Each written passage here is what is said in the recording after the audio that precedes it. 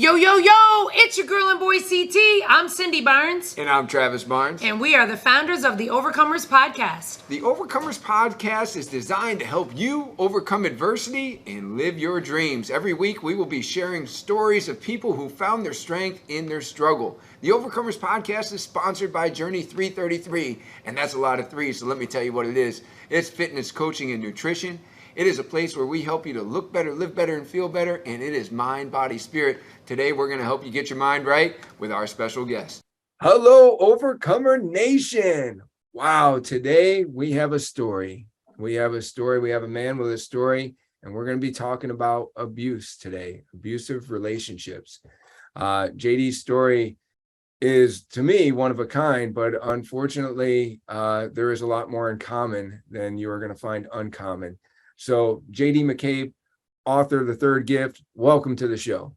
Travis, thank you very much. I appreciate you sharing your platform with me. I really, really do. And your story is inspirational in and of itself. So I know we all face pain and adversity in all different shapes and forms. And I think it's what you try to do with it. That is the most important thing after you get to the other side of things. So. Yeah, the adversity can become our advantage later on if we can overcome. So, I'm really excited today to just kind of unpack your story with our audience. And, even the title of the book, The Third Gift, I'm very, very interested in how it became titled. So, wherever that fits in, but maybe we can go back to a little bit about where the book begins and, where your story begins. Sure. And I'd be happy to address the title up front. My son actually helped me with it. So the first two gifts are my kids. Mm-hmm. And the third gift is a revelation that my now ex-wife made once we had separated. We were happily married. As I can define happiness back then, I see happiness differently now, right? You got a different lens, different perspective. But as I saw it back then, we were happy. Marriage was stable.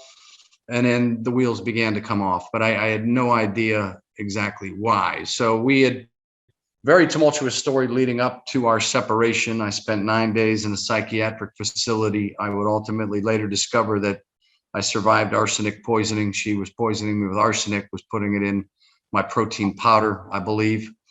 So that was all prior to us separating. I didn't figure out the arsenic piece until after we separated. But the third gift was a revelation that she made through the attorneys. I was in one room with my attorney. She's in another room, and there's an attorney going back and forth. And the third gift was when she made the accusation that I gave her sexually transmitted herpes. Oh, wow. So I am in the pharmaceutical medical field. I've been in it for 30 plus years. And when that attorney dropped that lab test on the table, I knew exactly what it was. It was a DNA test that was positive for, some swabs of some lesions, and it's 100% accurate. So it was at that point that my first thought was, dear God, please let me be negative. Because prior to us separating, we had been together, 3 nights in a row when we hadn't been together in 4 months. Mm-hmm. So I am certain she thought she had infected me, and that's the only reason she, revealed that card. But I call it a gift, and I'm not being funny with it because people obviously refer to herpes as the gift that keeps on giving. Uh-huh. But once she made that accusation, my first concern was, let's test negative. Okay, I did test negative, and it gets a little more convoluted, and that's all laid out in the book. But immediately I went into our insurance company's website. I had no idea what I had access to. I had no idea that I had access to 5 years of her medical claims and 5 years of her pharmacy claims. And I spent hours and hours and hours ultimately building out spreadsheets, trying to map out what the hell she was up to. And as it would turn out, my first discovery that I made was that she had a hidden prescription drug addiction. Mm-hmm. She was addicted to 3 different formulations of amphetamines. Adderall, Adderall XR, Ritalin LA, which is a long-acting form of an amphetamine, benzodiazepines, mood stabilizers. And I also would uncover that she pretty much had every STD out there based on the medications and based on some of the physicians that she was seeing. So as far as I could tell, it was a pattern going back at least 5 or 6 years of a hidden prescription drug addiction and massive infidelity on her part. Mm-hmm. Everything that she was doing, she beat me into the ground with, she accused me of doing. It's a classic example of projection, classic example of gaslighting.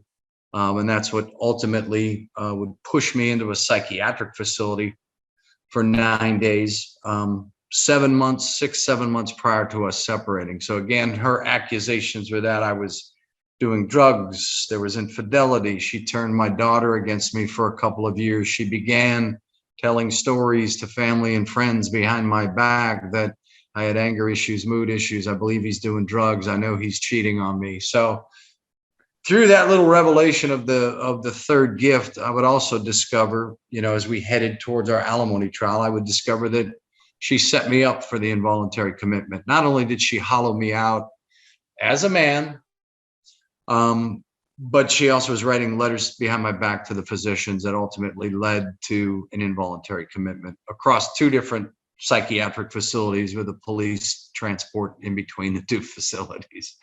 So she had a very evil and calculated plan, and all of that took place prior to me discovering, the arsenic poisoning. So let me, first, sure. I guess, how long were you married? How many years were you married? 17 good years, and then I would say on paper, ultimately was 23. Yeah, 17 years. So 17 years of marriage, and you didn't even know that she was taking these prescription amphetamine prescriptions.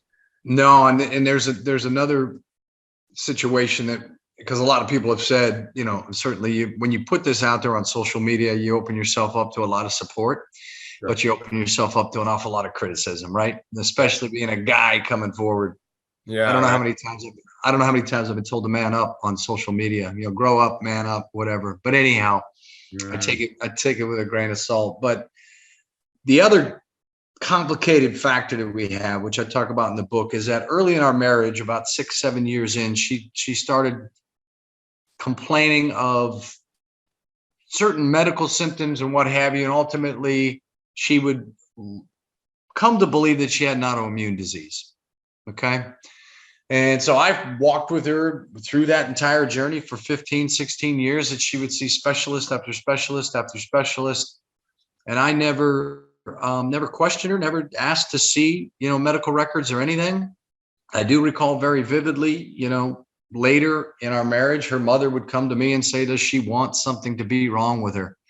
As it turns out, she does, because as we headed towards our alimony trial, their story was going to be that she was so sick. She had so many health problems. She'll never be able to really work full time, and he's going to need to support her for, give her 17 years worth of alimony and do all sorts of stuff for her financially.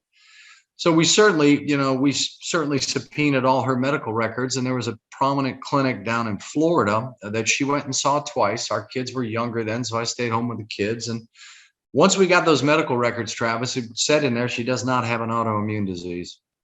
Wow. And if she does, she has a very rare form. And I remember her coming back from there. I wanted her to get answers to a lot of the health issues that she was having.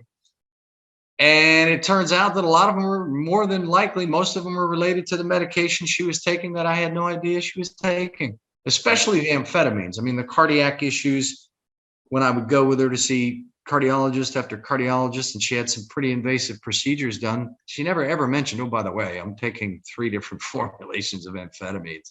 Right. No wonder my heart rate is up. No wonder my blood pressure is all over the place, And that's, I guess, I was curious, one, of course, about these medications and maybe how long she was on them, because as you've stepped back, and I know your ex-wife's name was Erin, and Right. You and Erin got married on a foundation of trust and, a belief in something good. And what, as you've stepped back and analyzed and said, where did it go so wrong that I would have a wife that was putting arsenic in my protein powder, all the infidelity, attempting to give you an STD. Like, do you, obviously you've questioned her stability of mind. I mean, people that are, of stable mind, they don't do these things, they don't try to kill their spouse. So what do you think when you analyze it? I mean, was she that way when you met and you think you were just fooled?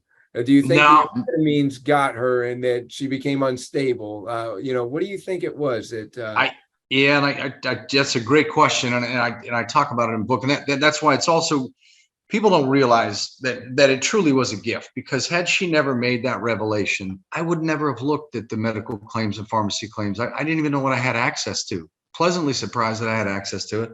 I don't know where I would be today emotionally. I don't know where my relationship with my kids would be, which it's outstanding. It's as strong as it can be between a father and a son and a father and a daughter. But my theory is and again, it gets even more complicated with her childhood. Her father came out of the closet when she was 2, and he accepted his homosexuality. Her parents divorced up until her first marriage. That's probably the first big red flag that I missed, was that when I met her, she had been previously married, allegedly never moved in with a guy. They were only married 8 weeks. It would later get annulled. Her mother and her grandmother supported her story, so I didn't dig any further into it. But she had a very good relationship with her father right up until her first marriage fell apart. When I started dating her, she was estranged, and even for the first 7 years of our marriage, she was estranged from her father. Only reconnected with her father through the innocence of our son, who said, at 5 or 6, he says, "Mom, why don't you just call him?" And she did, and they reconnected for 5 years.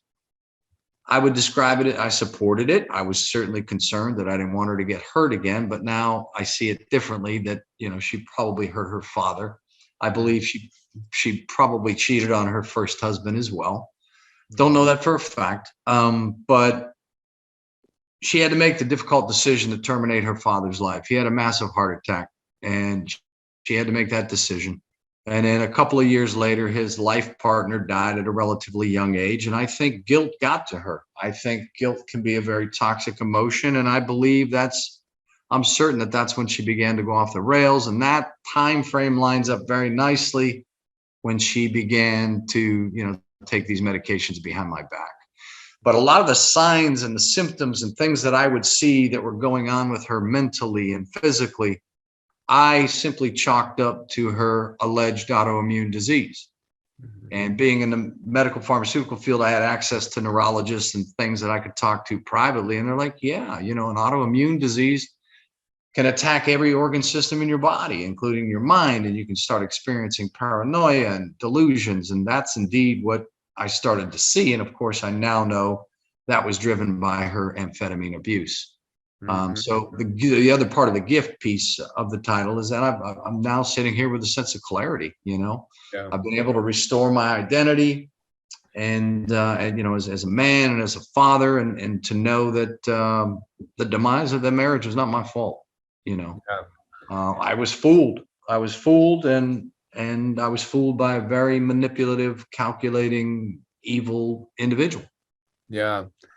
Yeah, you've been through a lot, and I'm sure that there are probably people listening right now, and I'm sorry for you if this is your situation, that may have gone through some sort of abuse or might be currently in some sort of abusive situation. So I'd like to talk a little bit, if we could, about projecting, which I'm sure that you've learned a lot about. And really, in my past experience, it's been more often, some man is so, worried about his wife cheating on him because he's out cheating on the weekends, right? Or something like that, that happens a lot. I've seen it, and I've probably known it firsthand, because it might be somebody that I know what they do on their weekends. And then they're so, controlling, when it comes to their wife. So in your case, can we talk a little bit about, how you later came to see some of the things that she was doing as projecting, and just maybe talk about like a couple examples of that, because maybe it'll help shed some light on someone else's situation that's listening right now, Yeah. And if I could, I'd like to say also the biggest mistake that I made early on, and I don't think it's a male thing, maybe it is, but is I kept myself on an island. I come from a large extended family. I've got 5 brothers, 3 sisters. I have a nice professional network. I had a nice network of friends. But when all this stuff started going down, I kept it to myself. It had nothing to do with pride, but I was trying to figure out what the hell is going on here. Why is she accusing me of cheating on her? And that should have been my first red flag to go, let me see your phone. Let me see your emails. Perhaps you're the one that's doing that. I didn't get that in my gut until the night before our first mediation. But I think the biggest aha around the projection was the herpes test being dropped on the table. I'm like, oh my God. I mean, God clearly intervened, but I'm like, okay, she's been out running around on me. She definitively has herpes, and she has been beating me into the ground about cheating on her off and on for the last 4 or 5 years. And it started out very subtly, and then it intensified really in the spring of 2014 when her mother got involved. And thus the title, subtitle, My Dance with the Devil and Her Mother. Yeah. Her mother, who I loved unconditionally, never had a cross word with. Boy, she turned on me like a cobra, and on a beach trip in June of 2014, threatened to kill me, suggested that, she looked at me dead in the eye and said, perhaps you're addicted to porn. Perhaps you're addicted to drugs. If you put your hands on my daughter, I will kill you. And I'm like, where is this coming from? The interesting thing about that, Travis, is that her brother, she only has one sibling. Her brother was on this beach trip with us. He was not involved in the conversation. He never said anything to me. I did go to him later that night as we're cooking out, and I wanted him to know that I've never cheated on your sister. I've never done anything inappropriate. But he never even addressed the alleged fear that she had of me. So either I think now clarity is, it's everything's far clearer now, but I think her mother knew exactly what she was dealing with, and whatever demons she had inside her, she kept at bay for 17 years. And her mother did what she felt that she had to do to support her daughter, to make sure that she was going to be, financially taken care of or something. But I think she recognized what issues her daughter had. But the projection piece, it shone brightly when she made that accusation of, that I gave her herpes. Yeah. So, I mean, it's just something for the listeners, Overcomer Nation. If you're going through something right now and, you're consistently being accused of things that you didn't do, could it be that the accuser is actually the one with the problem, right? The projection, and my brother came to me, once I got out of the psychiatric facility. I stayed, and that's when people started to get involved. Thank God, a couple of my brothers got involved and came to town, even though I told them, I'm good, don't come to town. But they came. But he said to me, do you think she's possibly cheating on you? And of course I said, nah. And I said, no, because now when I later discover all of her pill combinations, she was in bed at 8:30 at night most nights. Sound asleep from the uppers and the downers and the sleeping pills. And I don't know how she's still alive today, but she is somehow.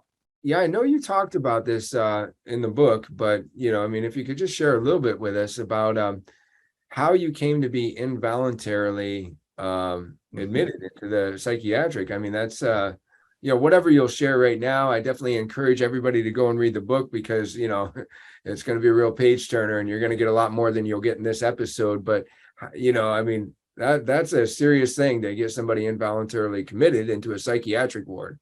So, and it happened pretty easily. It happened real easily.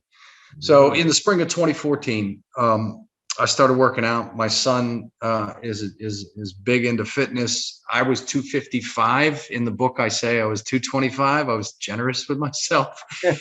but as I look at pictures now, I was well over 250. And in the spring, I started working out, just lifting weights 3 times a week, nothing intense, 1 hour, 3 times a week. I switched from Coke to Diet Coke, and in less than 6 weeks, Travis, I lost 30 pounds. Wow. That's and then awesome. It was 30, then it was 35, then it was 40, then it was 45. And I started getting tingling in my fingers and toes, and started having intestinal issues and joint pain and dizzy spells and difficulty swallowing. And it's this whole time that of course only fed into her story with her mother and whoever, that he's cheating on me. Look at him. He's getting in shape. He's losing weight. He's starting to look better. And so I started to see our family practitioner when I started having these symptoms, and my blood work was way off. I had white blood cell counts that were elevated. I had liver enzymes that were through the roof. Another enzyme, which, given your fitness background, I'm sure you're familiar with CPK, right? Creatinine phosphokinase. Yeah. It was significantly elevated. And ultimately, I would be evaluated for leukemia, Lou Gehrig's, early onset of Alzheimer's and Parkinson's. They couldn't figure out what was going on. And so I'm seeing this family practitioner throughout all of this. At the same time, I'm doing everything I can to hold on to our marriage. She's accusing me of being moody and doing this and doing this. Like I said, I'll go see a psychiatrist. I'll be happy to go talk to somebody. And she came with me, and in less than 30 minutes, we basically filled out a subjective questionnaire. She filled out all 10 boxes on the bipolar 2 questionnaire. I filled out maybe 5 or 6, checked them. That of course you're going to be moody in your own home. You're going to be irritated and agitated because you're constantly getting accusations now at this point, not only from her, but from her mother. And my daughter began to turn against me. She was 15 at the time, and whatever mom was telling her, she was beginning to believe. And then ultimately, when my daughter would move in with me later down the road, my favorite chapter in the book, she would start telling me some of the things that her mother was telling her about me. But anyhow, I'm seeing this family practitioner trying to get this all figured out. It's September of 2014. It's after our lovely beach trip when her mother, threatened to kill me. And I go to see him for a follow-up just for the weight loss and all that stuff. And 2 days prior to that appointment, she had called the cops on me because I had been misdiagnosed with bipolar 2. The psychiatrist at the time said, no alcohol. That's only going to make things worse. We had been constantly fighting. She went to went out to dinner with a girlfriend, and I had 3 or 4 beers over the course of 4 or 5 hours. I wasn't intoxicated. She came home and smelled the beer on my breath and just seized that opportunity to call the cops. So she called the cops on me that night. I explained to the cops, I'll never forget it. I explained to the cops that I'm concerned about her because of her autoimmune disease, that I'm seeing all sorts of paranoia, delusions, all sorts of delusional accusations against me. And so she called the cops. The next day, she never came home that night, spent the night at a hotel. Our daughter had been gone that weekend because she got used to being away from the house, didn't want to deal with the drama. I don't blame her. She was at a girlfriend's. So that early the next morning, I drove down to Charlotte, North Carolina. Our son was in college. I wanted to see him. I wanted to have a man-to-man conversation. I didn't want to lose him too. I'm like, I've lost my daughter. He needs to hear directly from me what's going on. I get back from there and we start talking about the idea of separation. And at that point, I reluctantly agreed. I'm like, sure. I said, well, I agree that we'll separate, but as long as you can answer this one question. If I agree to separate, is it please tell me there's a chance that we can continue with therapy and perhaps reconcile? And she never, ever answered that question.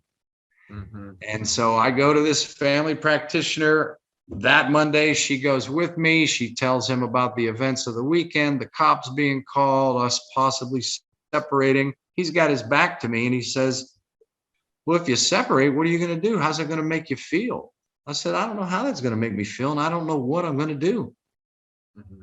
He comes back with a little white piece of paper and says, well, if you don't go to this particular psychiatric facility, I'll have you involuntarily committed. Wow. Just that easy. Wow.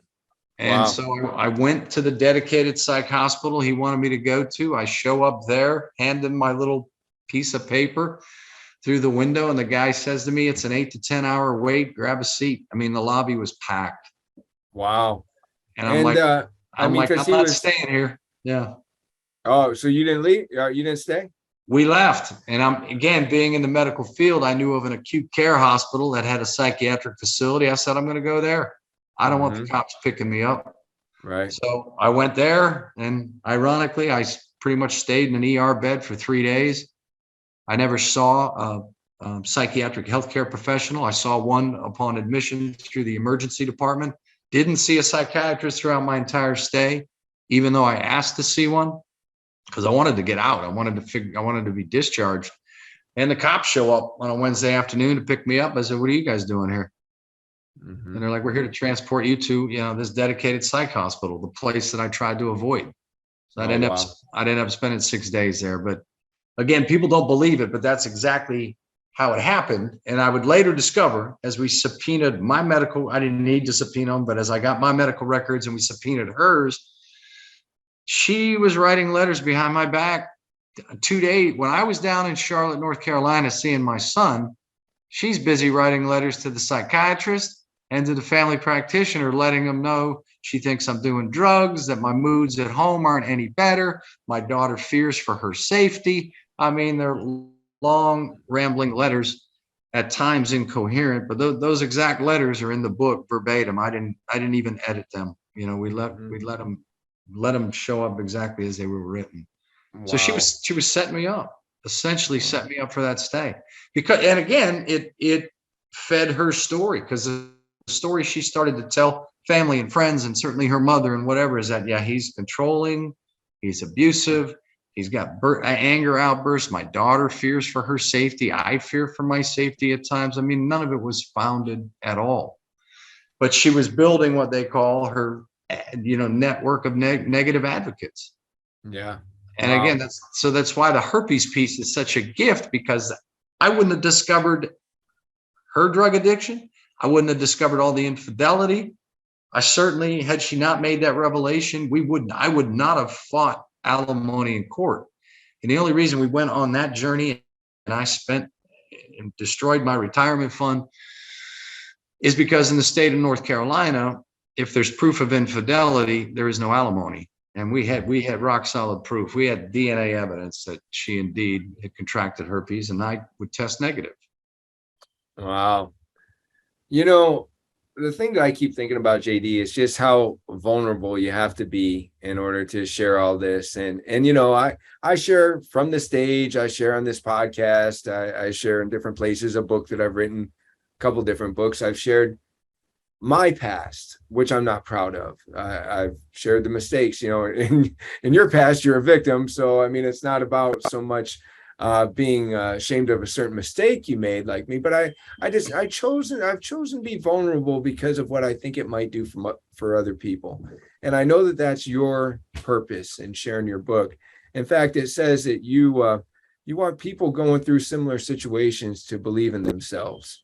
Yeah. I mean, would you like to speak to that right now, as far as for your purpose in writing this book and sharing so many situations that they hurt your heart, and it's just horrible what you've been through. Well, and I want to say this too, that so you talk about your mistakes, but there were mistakes I made too, right? So I mean, I should have done some things differently. I should have looked at her phone. I should have questioned her. And I've got a little tattoo right on my chest. It says "Believe in you," because I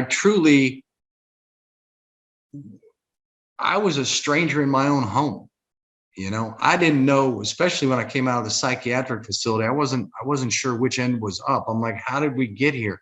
What, you've been blessed to be successful in the world of business and in your career. And how did we end up here? I mean, but I allowed her to take my identity as to who I was, and as to the fact that I was a good husband, I was a good father, I was a good man, I am a good man, I was a good provider. But when you start losing sight of that, that's when they get you. They say, and I believe it, the devil attacks your strength and turns it into a weakness. And my strength had always been, and always will be, my family. I mean, the thought of my family falling apart and the thought of living separate from my kids is what damn near killed me. And it certainly, was the final piece that she had to hollow out for me, when I'm ended up in the psychiatric facility. But know your faults, know your areas that you need to grow in, but also please sit down and recognize your strengths and what you do well. But I lost sight of that. And again, that's why it's a gift, because I was able to get that back to go, okay, you're not a perfect human being, but you're a pretty darn good guy, and you've been a very good father. And you lost sight of that. Yeah. And it was taken away from you. I mean, but gaslighting, I mean, it's powerful. And again, the mistake I made is when they isolate you, that's what they want to do. They want to isolate you from family and friends, back you into a corner. And I lost all sense of objectivity. Had I had somebody involved, a friend, a family member, a colleague, a confidant, somebody, an outside objective person could have said, no, man, that's not you. There's something going on with her. Yeah. That I didn't have that, because I didn't let anybody in until after, I'd been committed to a psych facility. Yeah. And I know you believe strongly in that now, the importance of family and friends and things such as that. So, if you're going through something like this and, you're listening right now, get some people around you that know you and that care about you and that can, help you see the reality of the situation. Very important. You're writing this book not only to be vulnerable and help other people through abusive situations, but you got a couple other causes that you're fighting for. Can you share about them? Yeah, absolutely. So I'm trying to I'm trying to do some good with a very awful, evil situation. And so I've committed to, I'd really like to support two nonprofit foundations. One of them is an endowment fund for First Lieutenant Austin Schilling, young man, decorated military, that sadly lost his battle with the struggle with PTSD, took his own life at the age of 26. And there's the Mercy Center for Women. It's for abused women, but it's also for women that have fallen prey to drug addiction and homelessness and so forth, so on. And they're doing great work in getting these ladies and their kids that live with them, back on their feet and helping them to restore a little bit of foundation in their lives. So I'm looking to do some good with it. I really am. So I appreciate the opportunity, any opportunity, like to be a guest on your podcast, just to get the word out there. No, those are great causes. And, it's awesome to know that when a person goes and purchases this book, maybe you want to purchase it for yourself. Maybe you want to share it with someone else who you think that's going through a difficult time. These are the causes that you're supporting. What's the best way for people to go and purchase the book? Is it just Amazon or is there? No, no, it's, excuse me. It's available everywhere. If folks are interested in signed copies of the book, they can get signed copies through Ballast Books. That's BALLAST Books. It's available at Amazon, Target, Walmart, all of your Barnes and Noble, all of your major retail online outlets. There's an ebook and there's also an audio book that I narrated from the closet in my home here. Oh, really? How about that? That's awesome. That's really cool. So final words then, one, of course, I definitely want you to share how people can follow you and just kind of follow your journey. Maybe there's a website you'd like them to go to, but, any other things that, you just hope for the people that read this book. Yeah, for me, what got really, we haven't talked about it yet, but and I know you're big into fitness. I know that's another one of your causes, and fitness saved my life and saved my sanity. I mean, so early on, it was very dark, 4 or 5 years.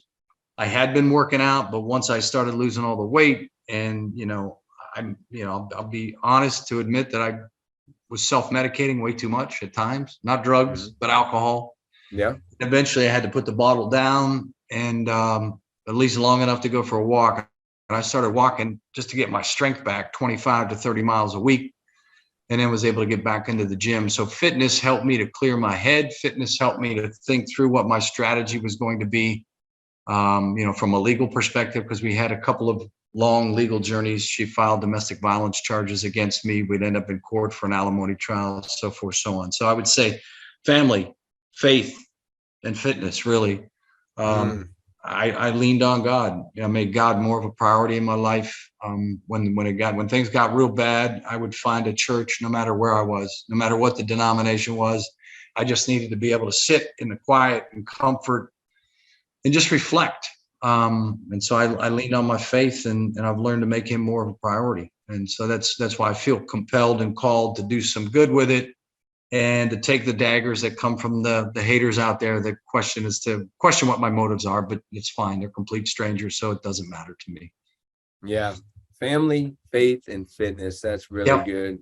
Yeah. That's some really good encouragement. And, you might be listening out there right now, and you might be doing some of your own self-medicating, but, you have an opportunity to either be a victim or be a victor. And when we start embracing positive things in life, like family, faith, fitness, good changes start to happen. You just can't put those kind of things in your life without starting to see a positive change. So that's some great encouragement. And JD, if people want to, maybe connect with you or follow you or whatever, what's the best way to do that? Yeah, the website is thirdgift.com, because the third gift was taken, but Instagram, Facebook, and the infamous TikTok, it's the third gift. at the third gift. Awesome. Awesome. Well, I want to thank you for being on the show today. Thank you for sharing your time, and thank you for sharing your third gift with us. Thank you. Well, Travis, I can't thank you enough, and I applaud you for what you're trying to do, and I applaud you for your strength and your courage and your vulnerability as well. So it's been a pleasure. Great job being an overcomer. Thank you. Thank you. Thanks for listening, Overcomer Nation. Make sure if you haven't already, give us a 5-star rating. Make sure that you share this and subscribe so you can see all of our future content. That's right. And if you'd like to be a guest on a future show, go to overcomers-podcast.com. If you're interested in our franchise opportunities with Journey 333, then go to www.journeyfitness333.com. And finally, if you like what you heard today and you feel like you're somebody that needs a bit more coaching, go to travisbarnes.com.